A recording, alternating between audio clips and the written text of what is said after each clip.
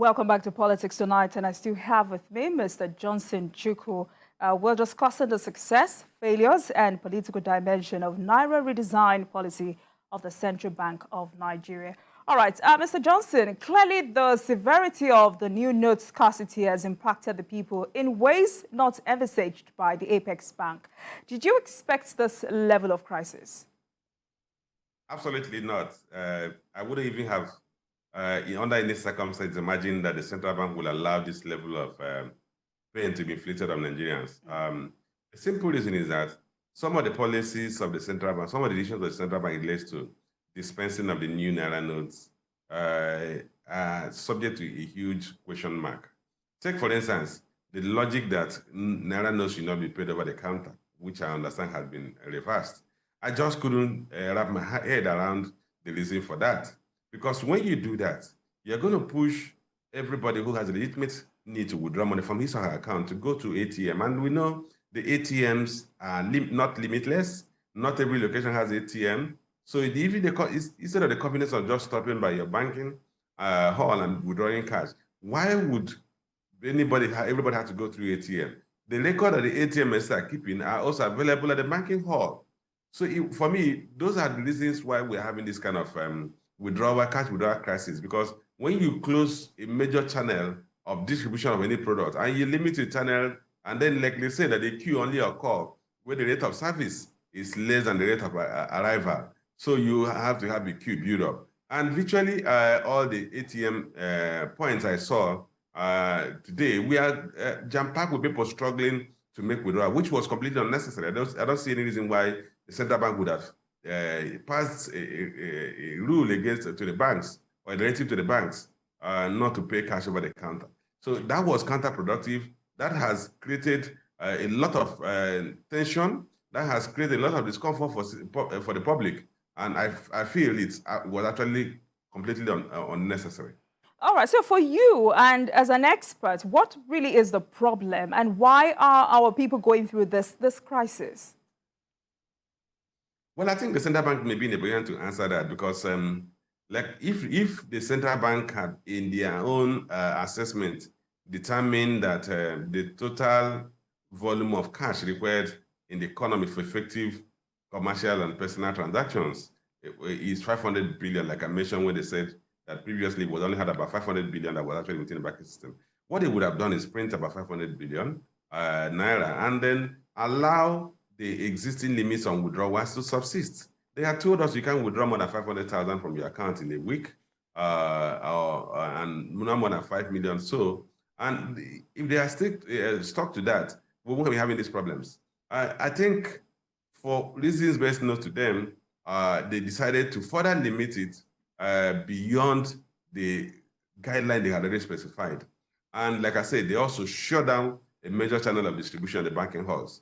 And once you do that, you created panic. Even those who did not have a compelling need to withdraw cash will now say, okay, because they're not sure they will be able to get the next day, they will go today to go and try to withdraw. And then queues will immediately spring up, which is why we have what we have today. So I'm not in a position to say what we stand to gain from this decision not to allow people to take reasonable volume of cash. I'm not saying that people should be allowed to withdraw millions of Naira, but there are reasonable volume of cash that people need for their daily transactions. I mean, you don't expect to enter a bike or a keke or a bus and pay them with, if you don't already have a card system in the economy, you don't expect to enter a cab and pay with cash, or enter a bus and pay with card. So there are certain volume of Naira notes that people still need to do their transactions, and those are not huge. Maybe 100,000 in a week, but people should be able to have that. All right, Mr. Chukwu, it would seem that CBN's policy implementation capacity is suspect. Nigerians would like to know, what should it have done that it has not done in this particular case? What they should have done that they've not done it, they should have limited, they should have restricted the banks from paying cash over the counter. Right. It was absolutely not necessary. I just can't wrap my head around the reason for that. And by the time they did that, and I tell you, you don't expect, how do you expect everybody to go and queue up in ATMs? There are people who, or you want people to be sharing their PIN numbers with their house helps.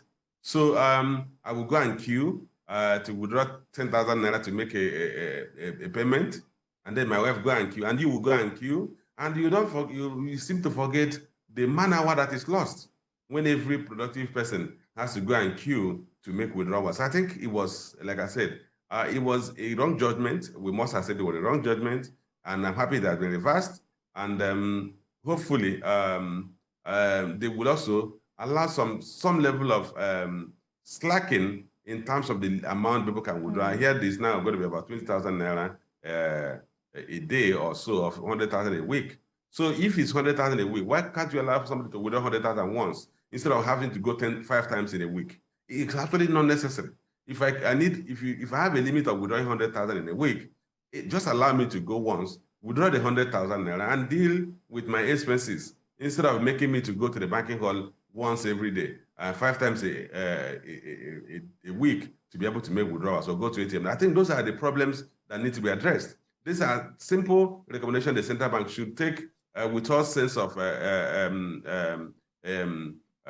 responsibility and say, look, why, if the limit for individual is 20,000 Naira, as I hear they have now specified, you can as well allow people to withdraw 100,000 Naira once over the counter or even on POS, and they don't have to come back again because the system will ensure that they are not unable to withdraw subsequently. Well, is it absolutely necessary for people to go through the pain of living whatever they do to go to ATM 5 times in a week or go to the bank account 5 times in a week? Sadly, the reality is what we see. But in the light of this lingering scarcity, don't you think this extension will amount to nothing in the end? You know, for me, the issue is not even the extension. And yes, the extension would be necessary for those who we are unaware of it, who we are living in rural areas, who we are still prevaricating on whether the policy will be cancelled or not. If they now realize that the policy has come to stay, so they should go and return their old notes. For me, the critical importance of any extension is that remedial measures are taken to correct whatever was an anomaly or failure that led to that extension. One of the things I mentioned is what I just said now. One of the things that may have led to that extension is that at a point when the bank should have stopped issuing out old Naira notes, they were still issuing out old Naira notes. What I had expected from the day that the new Naira notes came out, the bank should have ceased issuing old Naira notes and only issuing Naira notes. By now, should have reasonable level of circulation, and a large portion of the old Naira notes would have gone out of the banking system. So, but having not done that, I think the central bank has now directed the banks and all the POS to only dispense new Naira notes. So that way, we would have been addressing some of those challenges that led to the extension. But like I said, the inconvenience that people are going through can also be ameliorated or addressed if only the central bank will accept to allow account holders withdraw up to 100,000 Naira from the account, either through an ATM or over the counter once, and knowing that they shouldn't come back and they cannot be granted another withdrawal within that week. All right. You know, so many suggestions have been raised, but to be specific, governors of the APC have appealed to the president to allow the old and new currencies to exist side by side. Do you agree with this suggestion? I absolutely disagree with that, and I use the word absolutely. There's no way in the world where when a currency has been changed, the old notes will expire naturally. It will never expire naturally. Once you have that, it simply means it retains its illegal tender, and you are creating tons of confusion. There was some objective the central bank has set out to achieve, which was to pull back the large pool of cash outside the banking system back into the banking system will be defeated. The design to use it to fight criminal activities will also be defeated. So I don't think the progressive governors may have thought through the points I'm making. There's no way. I've seen other countries redesign their currency, and they will always set a terminal date for the old currency to cease its legal tender status. So there's no way you will have them run parallel indefinitely. The new old currency will never expire. A currency's legal tender will never expire until it is withdrawn by the issuing authority or it is rejected by the public. All right, I think what they are saying is that the old note and the new note should exist side by side till the old note goes out of extinction. You still do not agree with them? Yeah, the old notes will never go out of extinction because, like I said, if they retain the legal tender, and like you said in your introduction, 80% of the old notes are outside the banking system, it then means that they were not coming to the banking system. So how would they become extinct? If I use it to pay and use it to pay the next person, the next person uses it to pay the next person, and the next person uses it to pay me, it will remain in circulation until the central bank says it is no longer accepted as a legal tender. So the possibility that it will expire on its own does not exist. Like I said, a legal tender can only expire if the public stop accepting it or if the issuing authority withdraws its power as a means of payment. All right. So President Buhari has asked for 7 days to resolve this logjam. What are your expectations? It's not actually the call of the president to say, give me 7 days to resolve this. It is the central bank, unless if the president has resolved the role of the central bank. The president's role is to approve the redenomination of the currency. It is the central bank duty to manage the currency in circulation.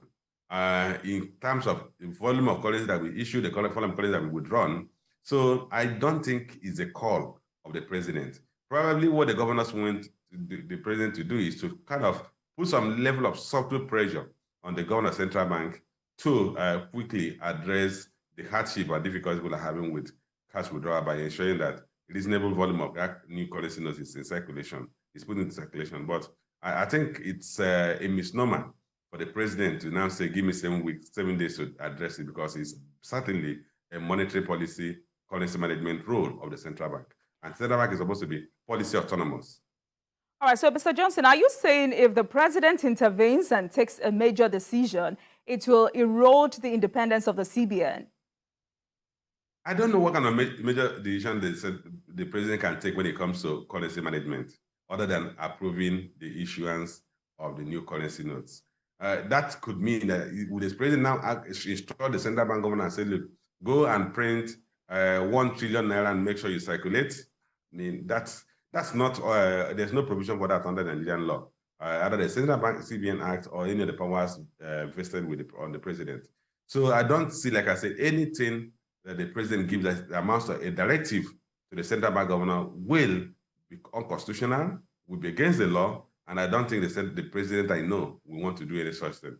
Probably the president made a political statement implying that he will discuss with the central bank governor to see how the central bank, so that they obviously pass the information that came from the progressive governors to the central bank governor, some of the difficulties, and expect the central bank governor to see what he can do to address that.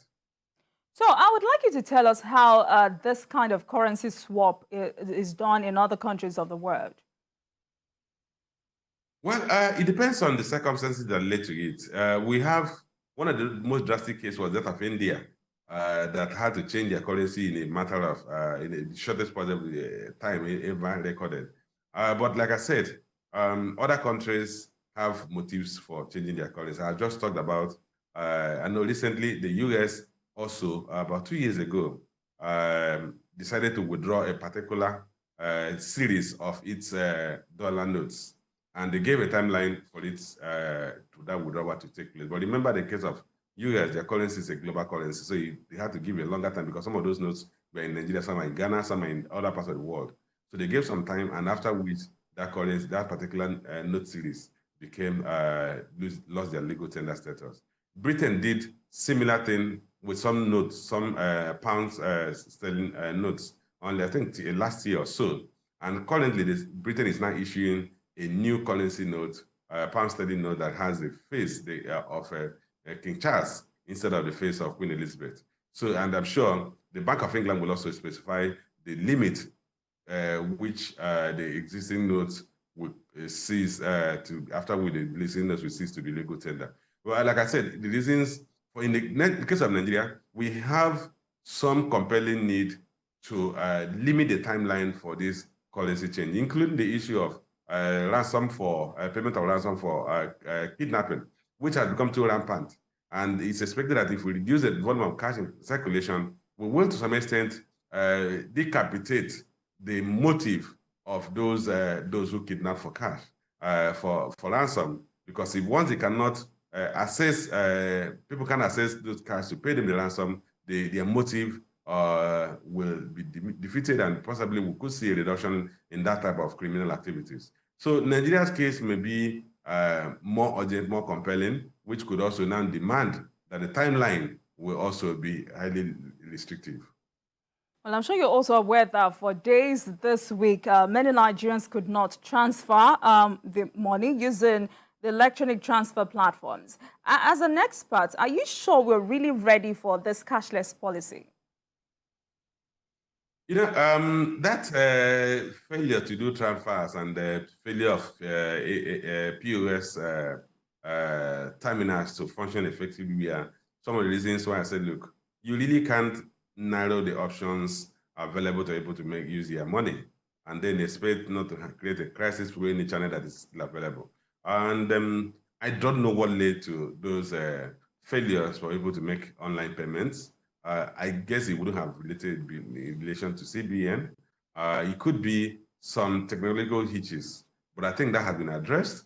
But if the payment through over the counter was still functioning, it probably wouldn't have observed some of those major hiccups, or it wouldn't have been as intense in terms of impact as it did. Because I recall when I was a banker, I mean, at the earlier stages of my banking career, sometimes you could actually have a system failure, and then you resort to manual payment. So you go to the GL, check the balance the customer has, take note of that, send a message to the branch where the account is domiciled, that this payment is going to be made from this branch, and once the system comes back, it will be posted, and that they should make a moment entry in the customer's GL to make sure that the customer does not withdraw twice. And the customer may not even know what was going on. Even the customer may not even have known that your system was down. But there were alternative ways to handle system failures. But if you now limit cash withdrawals over the counter, you now create problems that were not envisaged in the entire payment architecture. You know, as we also analyze the success, it's also very important for us to look at the failures. Now, with the fact that businesses are suffering at this time, worsening inflationary trend, and also worsening matters for the poor and most vulnerable in our country. Well, let me disabuse the mind of the public and inflation. I mean, the issues about the denomination or the inability to withdraw cash will have no impact on inflation. If you look at the volume of money in circulation, when you talk of M1 and M2, and you realize that the actual currency in circulation is an inconsequential part of the money in circulation.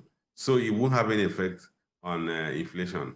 But what we are witnessing is that we are having businesses, particularly small-scale business, micro, small, and medium-scale businesses, go through some difficulties.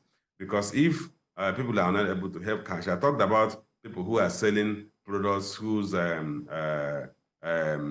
tickets value are in the region of 500 naira, 200 naira, 1,000 naira, 1,500 naira. They may not be able to make sales. So, because if people they don't have POS terminals for them to receive payments for products they are selling, you don't expect any person who is hawking akara or bole for the interest of those who don't understand plantain, to now carry a POS terminal with him or her, and then when you buy 1,000 bole plantain, she will give you a POS to make payment. So for some people, they may realize that their volume of sales have gone down, and then it's inflicting income hardship on them because of the inability of people to get some level of cash. Like I said, the cash we actually need for day-to-day living in the country today is not so much. Most people do not even spend as much as 100,000 naira a week. I remember that the minimum wage is about 10,000 naira. The people are earning 50,000 naira, but they just need to have access to 20,000 naira. And they go to ATM machine and they get 5,000 naira or 2,000 naira. And then that will create a lot of discomfort for them. But in terms of businesses, the low-scale, low-ticket businesses, those on the rung of the ladder, in the economic ladder, will have suffered more hardship and more difficulties and loss of income as a result of the difficulties people are having with withdrawing cash. All right, going by that submission and also speaking from the federal government's point of view, the FG says the pain caused by Naira redesign is temporary but necessary. How convincing is this argument? Well, if you take it from a higher perspective, yes, one will agree with that. The necessary, we could have avoided the pains, so it may not necessarily be, it may not fit into that necessity, because a necessity is something that's unavoidable, inevitable. So I would not say we must necessarily go through difficulties in the period of redenomination of currency. But whether it's going to be going to be profitable or beneficial to the society, I think it is beneficial. That's not in dispute. That's not in doubt. I don't think anybody has come out to say there are no benefits with the redenomination. And I'm going to highlight some of the things that we've benefited so far from the cashless policy that people have now taken for granted. You know, if you cast your mind back to 10, 20 years ago, there was a time when armed robbers will stay on the highway, will lay luxurious buses, will lay travelers, and then freeze them of the cash with them. The purpose was to basically rob them of cash, because then people used to carry cash to go and do their business transactions. There was a time in the history of this country, just a couple of years back, when households would sleep with their eyes open because armed robbers would come to the house in the middle of the night, knock or break the doors, and hold people to at gunpoint and make you bring out the cash you have at home. Those errors, those crimes seem to have been forgotten. It happened, they ceased to be because of the cashless policy, because the armed robbers know that if you go to households, they may not get 10,000 naira from the family members. Or if they stay on the highway, and they may not get anybody who has cash with him on the road. And that's the reason why we no longer hear of armed robbers visited my home, they robbed us of this and robbed us of that. So it came about because of cashless policy. That's the kind of sea change I expect that this policy, particularly the cashless policy, will have on kidnapping for ransom. And probably by the time we get it right, and that impact could be very huge for the society, aside from the other benefits that we had mentioned earlier. All right, so maybe for the purpose of emphasis, what measures do you think the federal government should have put in place to cushion the effect of this hardship on Nigerians? Well, it's not necessarily the federal government. What the central bank could have done, and I had mentioned that repeatedly, the central bank could have allowed that maximum withdrawal weekly limit to be withdrawn at once over the counter, so as not to transfer the pressure we're witnessing at the POS terminal. If they had done that, I can tell you we wouldn't have even felt as much. Most Nigerians wouldn't have felt about any pain about the currency change. Probably those who would have felt the pain would have been those who, through criminal activities, have stacked up cash in locations they didn't want the public to know or the government to know, or they had process of illegal transactions which they are holding in cash, and they find it difficult to bring them to the banking system because they can't explain how they got that cash. They're the one who the policy was supposed to have affected negatively, not the average person who is living a normal life, who is drawing from his or her salaries. So I think if we had avoided these bottlenecks that we created in terms of people having access to their money, many people wouldn't have felt any inconvenience or any pain. All right. Now, the CBN has told banks to pay 20,000 naira cash over the counter to customers. How sure are we that they will do this? Because I can confirm to you that as of this morning, some banks are still paying 5,000 naira. Let me tell you this for sure. If the banks have enough supply of the new naira notes, they have no justification. They have no reason whatsoever not to pay the 20,000 naira. But it still goes back to what I said. Why 20,000 naira? Why make somebody to come to the banking hall 5 times a week to withdraw 100,000 naira?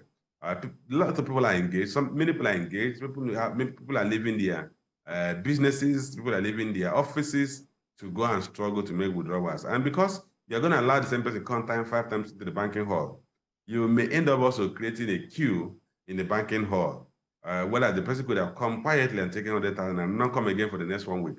So the 20,000 naira, if the banks have the supply of the new naira notes, the banks will dispense The banks have no reason to hoard what they call the vault cash that banks keep do not earn any income.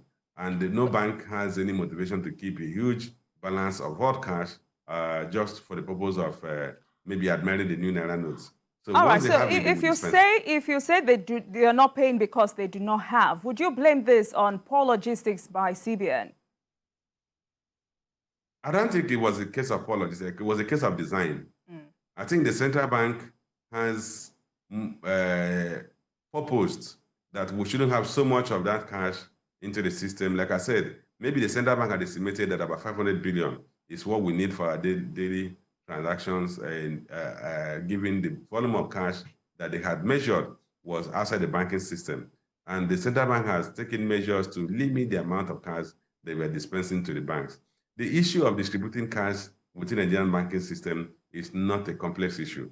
The central bank wants to push as much cash to the banks, it will. There are central bank branches in all the 30 states of the Federation, and they act as central distribution points for banks within those states. So I don't think it has to do with a logistic challenge.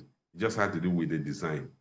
All right. There are claims by some analysts that some presidential candidates and politicians are bank owners, hence they are not affected by Naira redesign policies. So only helpless Nigerians will be affected. Has government really considered this?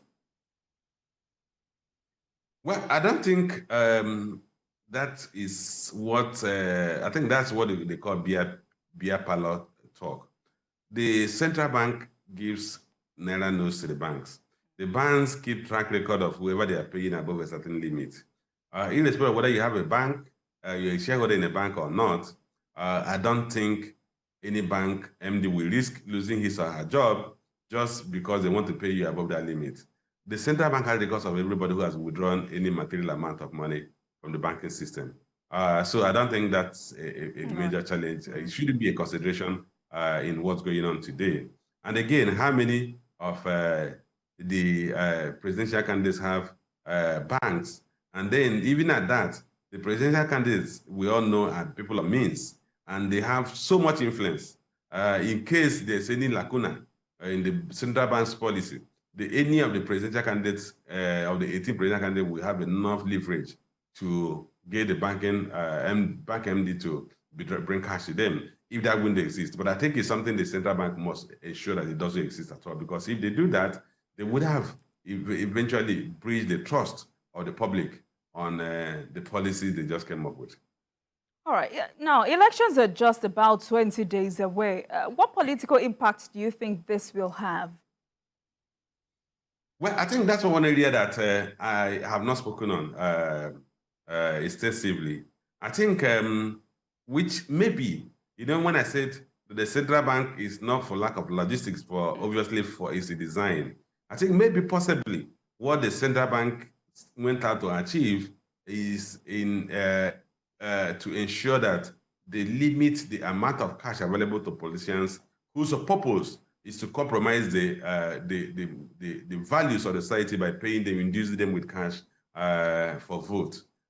Clearly, if you look at the multiplicity of policies that come up in the last couple of weeks, one, the Naira design, two, the limit on withdrawals, and how stringent the central bank has been forcing this limit on withdrawal, it's clear that part of the motivation, which has not been explicitly stated by the central bank, could be that every effort is being made by, in conjunction with the president, or as agree with the president, to limit the amount of cash available to politicians. So how will this affect the election coming up? One is that I believe the politicians will be constrained in terms of the volume of cash they have to share at the polling booths, and therefore we may end up with an election that reflects the will and wishes of Nigerians without unnecessary inducements. I think that's, but in terms of legitimate campaign expenses, the political parties cannot say they are constrained from making legitimate campaign expenses. They can still pay musicians, they can still pay for their banners, they can still pay for their posters, they can pay for their t-shirts and caps. They don't need to pay for those things with cash. The way they need cash is in such volume is if the intention is to give cash to people and induce them to vote for candidates who they would ordinarily have voted. Because we know this country, has witnessed what they say, that we have kind of promoted poverty or impoverished people so that they will be subject, they become malleable to some level of inducement. All right, so what about the electorate? Will this increase their participation on election day?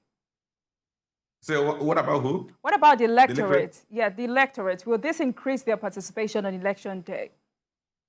It is possible, and it's in the realm of if people feel that they need to change the government, if people feel that they are suffering and they've suffered enough, or they've gone through a lot of pains, and they feel, and this kind of nudge them into wakefulness to exercise their civil duties. But before now, we've already seen a lot of interest in the electoral process. We've seen a lot of people struggle to get registered. We've seen a lot of people struggle to collect their voters card, which means interest has actually heightened. And I think that interest has heightened was partly because Nigerians have gone through periods of economic hardship, and they have now convinced that they can take their fortune in their own hands by changing the leaders or electing the leader of their choice. Again, we've also seen situation, another factor that has motivated the level of political awareness and interest is the so-called introduction of BVAS, which has made people to believe that their votes will really count. So even before this redesign of the currency and limiting withdrawal, there was already a lot of heightened interest in the electoral program. I believe we're going to see a lot more people come out to vote, unlike what we used to have in the past. You may not end up with a voter count higher than what we had in the past, because previous elections were highly doctored by those who were political heavyweights. So, for the first time in the history of this country, we may witness an election that actually reflects the wishes of Nigerians. Like you also mentioned earlier, one of the reasons for the design was to reduce the amount of cash accessible to bandits and terrorists. Do you think this has worked, especially when a viral video showed bandits flaunting new notes in the forest? Well, I think that may be one of instance, but clearly the level of kidnapping for ransom will reduce if the volume of cash in circulation reduces, if the limit to withdrawals without triggering the eyes of regulators and law enforcement agencies is highly limited. So, because I don't know how many number of people that are kidnapped on a daily basis. I'm sure we only get to hear when big men like you or big women like you are kidnapped. But they are, if in the Sahel, there's even what they used to call retail kidnapping, where they will kidnap somebody and ask for even what do you call it, voucher, eight-time voucher. But just to put the fact that a lot of kidnapping has been taking place in the country, and people quietly pay their ransom without even alerting the law enforcement agencies. If it becomes difficult for those ransoms to be paid, I'm clear in my mind that the kidnappers do not kidnap primarily to kill, because even if they kill their victim, their purpose of extracting money from the family is defeated. So if this policy is successfully implemented, I guess we should have a reduction in kidnapping for ransom. It doesn't mean no country has been able to eradicate completely any form of crime. Even when I talked about armed robbery, there might still be a few instances of armed robbery, but what we're saying it had reduced drastically, and that's what I expect as it relates to kidnapping for ransom. All right, Mr. Johnson, I also would like to ask, won't this scarcity of Naira notes affect Inex mobilization of drivers who move election materials because they pay them in cash? They don't need to pay them in cash. The drivers, 99% of drivers have bank accounts. And once the transaction is legitimate, there's no reason why they cannot make transfers to the drivers. And again, what they actually expect them, they should use drivers that are under some form of authority. For instance, if you go to transport companies and engage the transport companies, they will now assign effective drivers, more competent drivers, and you pay the transport company will pay their drivers. So I don't expect them to go to the motor park and then ring a bell and say, any driver, please come and carry security documents. I don't think that will happen.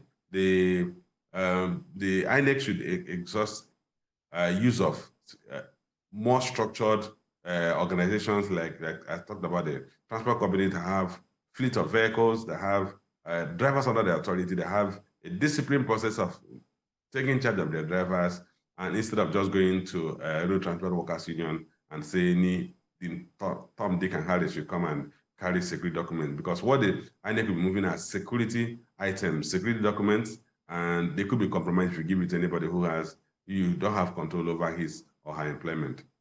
All right. It is also important to note that the president has accused Nigerian banks of greed, saying the CBN printed enough new notes to go around. What is your opinion on this?